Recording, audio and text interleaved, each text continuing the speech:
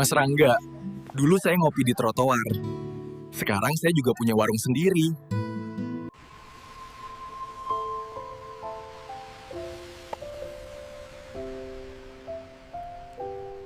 Dulu dia cuma jual kopi di pinggir jalan.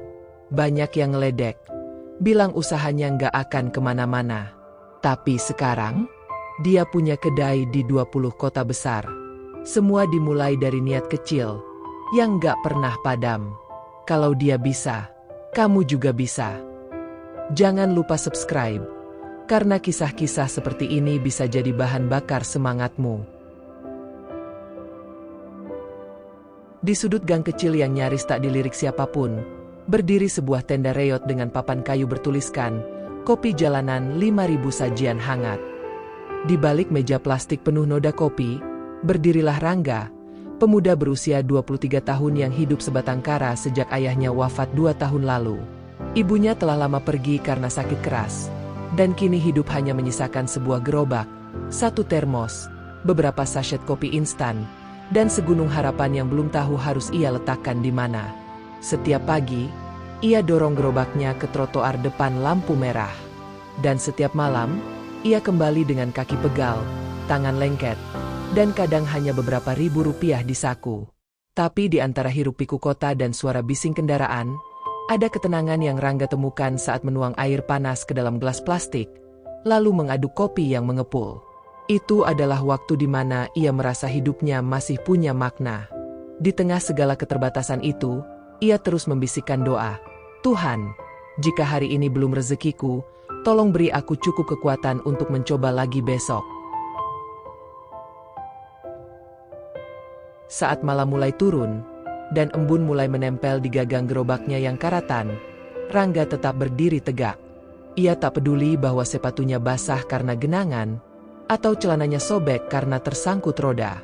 Ia tetap mengaduk kopi dengan hati-hati, seperti sedang menyajikan minuman untuk tamu agung. Salah satu pelanggannya, Pak Mardi, seorang sopir truk tua, selalu mampir tiap malam, memesan kopi hitam pekat tanpa gula. "Pahitnya hidup kalah jauh sama kopi Mas Rangga," candanya sambil tertawa.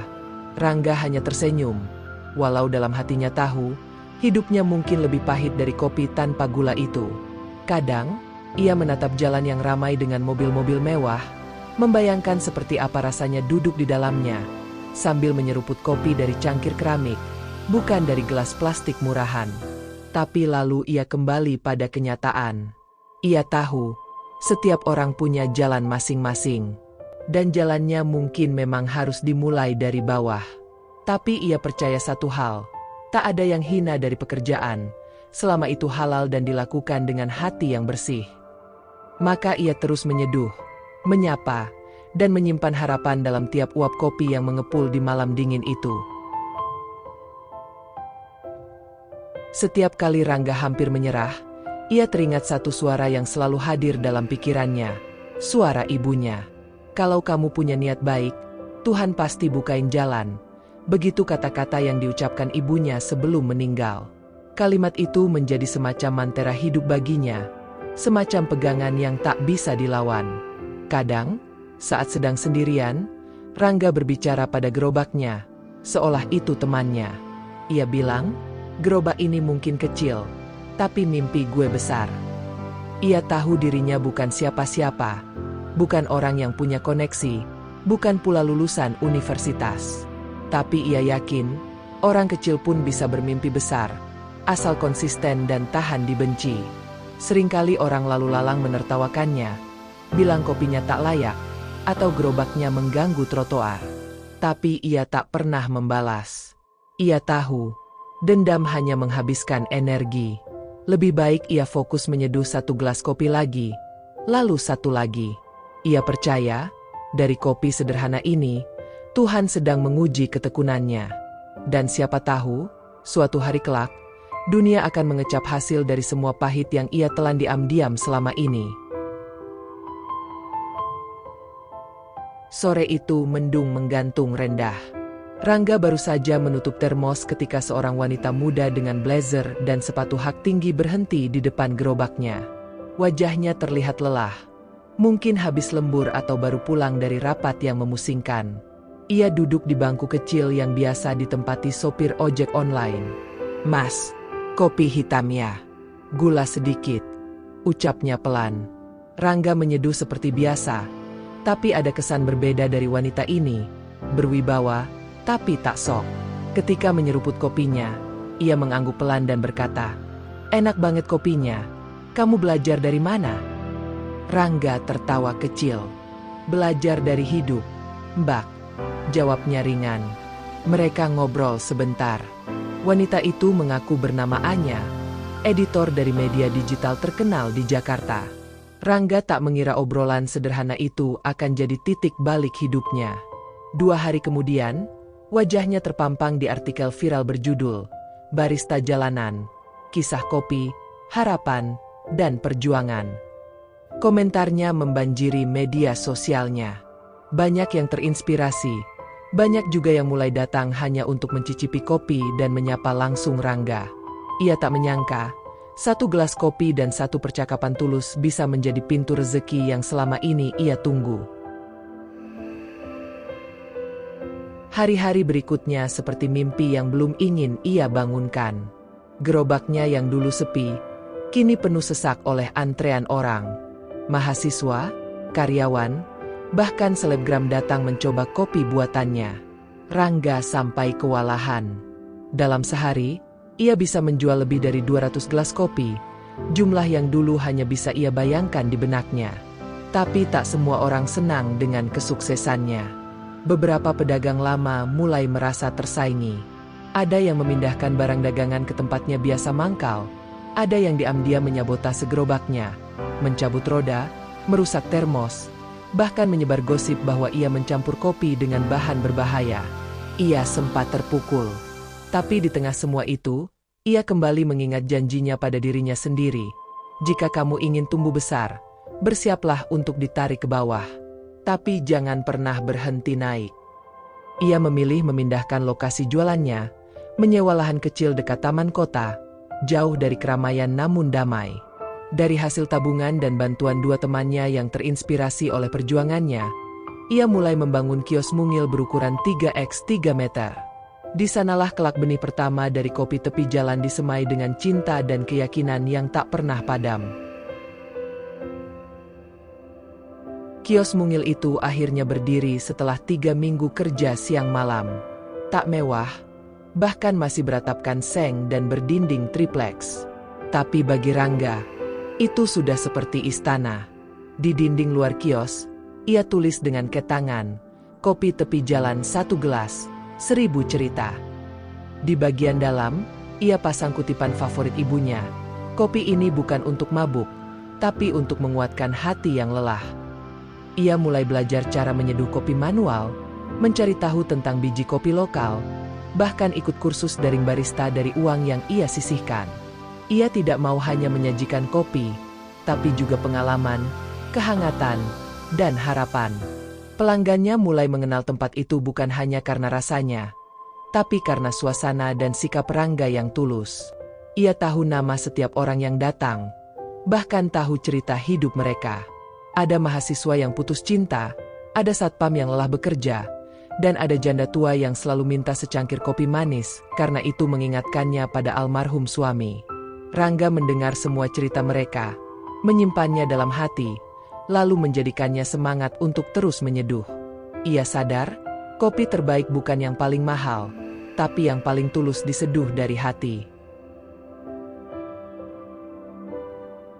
Hari itu, langit cerah seolah merestui mimpi yang dulu dikira mustahil. Rangga berdiri di depan kios mungilnya, mengenakan apron sederhana berwarna coklat tua. Tangan kirinya gemetar saat memutar kunci pintu kedai yang baru saja rampung direnovasi dengan sedikit tambahan hasil kerja kerasnya. Di atas pintu tergantung papan nama besar bertuliskan, "Kopi Tepi Jalan." Saat pelanggan pertama masuk, Rangga hampir tak kuasa menahan air mata. Ia teringat ucapan gurunya semasa SMA dulu, "Kamu tuh nggak usah terlalu tinggi mimpinya, Rangga. Paling banter jadi tukang kopi keliling." Kata-kata itu dulu menghujam jiwanya. Tapi hari ini, di hadapan puluhan pelanggan yang rela antre, Ia membuktikan bahwa tak ada impian yang terlalu tinggi, yang ada hanyalah usaha yang terlalu pendek. Anak-anak muda mulai berdatangan bukan hanya untuk kopi, tapi juga untuk sekadar berbincang atau duduk diam di pojokan, menyerap suasana hangat yang ia ciptakan. Seorang anak kecil bahkan mendekatinya dan berkata polos, "Mas, nanti aku juga mau jualan kopi kayak Mas Rangga." Saat itu, Rangga sadar, ia bukan hanya sedang menjual kopi, tapi sedang menyebarkan api harapan kepada mereka yang pernah hampir padam. Rangga menjadikan kedainya bukan sekadar tempat jualan, tapi rumah kedua bagi siapapun yang datang. Ia menghafal nama-nama pelanggan setia. Ada Pak Seno, yang selalu datang jam 6 pagi sebelum buka toko alat listriknya. Ada Lina, mahasiswi tingkat akhir yang suka duduk di pojokan sambil menulis skripsi dan memesan kopi susu tanpa es. Ia tahu siapa yang suka kopi manis, siapa yang suka pahit, siapa yang butuh diskon karena akhir bulan. Bahkan, ia memberi kopi gratis pada supir ojek online yang hujan-hujanan, atau pada pedagang kaki lima yang sedang sepi. Di setiap dinding kedai, ia tempelkan kutipan inspiratif yang ia tulis sendiri, seperti, "Jangan menyerah, kadang Tuhan menguji sebelum menghadiahi." Ia merekrut 2 remaja putus sekolah dari kampungnya untuk bekerja bersamanya. Ia ajari mereka cara menyeduh, cara melayani dengan hati, dan yang paling penting, cara bermimpi tanpa takut ditertawakan. Kedainya mulai viral di media sosial, bukan karena desainnya yang mewah, tapi karena suasananya yang hangat dan penuh empati. Orang-orang datang bukan hanya untuk ngopi, tapi juga untuk merasa diterima. "Kopi bisa dingin, tapi hati jangan," kata Rangga suatu malam sambil menutup kedainya. Waktu berlalu. Dari satu kedai kecil di Semarang, Rangga membuka cabang kedua di Yogyakarta, lalu ketiga di Solo. Ia tetap mempertahankan konsep yang sama. Kedai kecil, nuansa kayu hangat, penuh tulisan inspiratif, dan staf yang ramah seperti keluarga. Ia juga mulai bekerja sama dengan petani kopi lokal dari Temanggung, Wamena, hingga Toraja. Ia ingin memastikan bahwa kopi yang ia sajikan punya cerita panjang, dari ladang hingga ke cangkir pelanggan. Seorang food vlogger ternama suatu hari datang tanpa pemberitahuan dan membuat video review diam-diam. Hasilnya, viral lagi. Videonya ditonton jutaan orang, dan komentar netizen membanjiri akun Instagram kopi tepi jalan. Semua ingin tahu, siapa Rangga? Kok bisa dari gerobak jadi kedai sukses? Tapi Rangga tak silau. Ia tetap datang pagi-pagi, menyapu sendiri lantai kedai, menyapa satu-satu pelanggan, dan menyeduh kopi seperti biasa. "Jangan pernah jadi terlalu sibuk sampai lupa rasa kopi pertama yang kamu buat," ucapnya pada timnya yang kini sudah lebih dari 15 orang. Ia tahu, bisnis ini bukan hanya soal omset, tapi soal menjaga rasa dan hati di setiap cangkir. 5 tahun sejak gerobak pertama, Rangga kini punya lebih dari 20 cabang kopi tepi jalan di kota-kota besar Indonesia. Dari Jakarta, Surabaya, Makassar, hingga Denpasar. Ia sering naik pesawat, keliling kota, bukan untuk liburan, tapi untuk memastikan semua kedainya tetap setia pada nilai awalnya, kehangatan dan harapan. Tapi setiap kali ia duduk di kursi bandara, matanya selalu berkaca-kaca. Ia menunduk, lalu menutup mata, membiarkan dirinya mengingat semua lelah yang pernah ia lalui. Dulu ia tidur di gerobak, makan seadanya, bahkan pernah dikejar Satpol PP karena dianggap mengganggu ketertiban. Tapi semua itu kini terasa seperti mimpi buruk yang manis, karena dari sana semua ini berawal. Ia tak pernah benar-benar bisa melupakan malam-malam tanpa pelanggan, hujan deras yang membasahi stok kopi, atau rasa malu saat ditertawakan karena gerobaknya reot. Kini ia terbang bukan untuk kabur dari hidup, tapi untuk menyampaikan cinta dalam cangkir ke lebih banyak orang. Ia sering berkata dalam hati saat naik pesawat, "Tuhan, terima kasih. Aku mungkin bukan siapa-siapa, tapi Engkau izinkan mimpiku terbang sejauh ini." Meski bisnisnya berkembang pesat, Rangga tak pernah berubah. Ia tetap pulang ke kampung, menjenguk tetangganya, membantu membayar SPP anak-anak yang kurang mampu, bahkan membangun pelatihan kopi gratis untuk anak muda putus sekolah. Ia percaya, keberhasilan bukan untuk disimpan sendiri, tapi untuk dibagikan. Ia mendirikan program Kopi untuk Harapan yang memberi pelatihan barista dan kewirausahaan bagi anak-anak di daerah. Tak sedikit dari mereka kini membuka usaha sendiri. Saat diwawancarai media nasional, Rangga berkata, "Aku ini cuma tukang kopi. Tapi kalau aku bisa bantu orang lain untuk percaya pada dirinya sendiri, itu udah cukup." Ucapannya sederhana, tapi penuh makna. Banyak yang menyebutnya inspirasi, tapi Rangga selalu berkata, "Aku cuma nyeduh. Yang hebat itu mereka yang berani bertahan di tengah pahitnya hidup." Baginya, kopi hanyalah medium.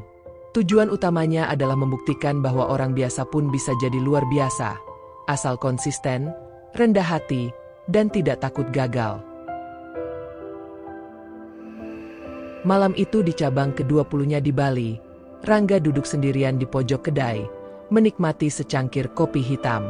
Di luar hujan rintik, dan musik akustik lembut mengalun. Tiba-tiba seorang pria muda menghampirinya. "Mas Rangga, saya dulu pelanggan waktu Mas masih jualan di trotoar Semarang. Dulu saya pengangguran. Tapi sejak baca cerita Mas, saya mulai usaha kecil-kecilan. Sekarang saya punya warung kopi sendiri," katanya dengan mata berkaca. Rangga terdiam. Dadanya hangat. Bukan karena pujian, tapi karena tahu bahwa kisahnya ternyata hidup di hati orang lain. Ia menatap keluar jendela, melihat lampu jalanan yang basah oleh hujan. Lalu berkata lirih pada dirinya sendiri, "Ternyata benar, ya. Mimpi itu seperti kopi. Harus diseduh dengan sabar, dan dinikmati dalam keyakinan." Malam itu, Rangga tahu bahwa perjuangan belum selesai. Tapi satu hal pasti, ia sudah tak lagi sendirian. Ia sudah menjadi inspirasi. Dan seperti kopi, harumnya akan terus menguar, menyemangati jiwa-jiwa yang lelah namun tak ingin menyerah.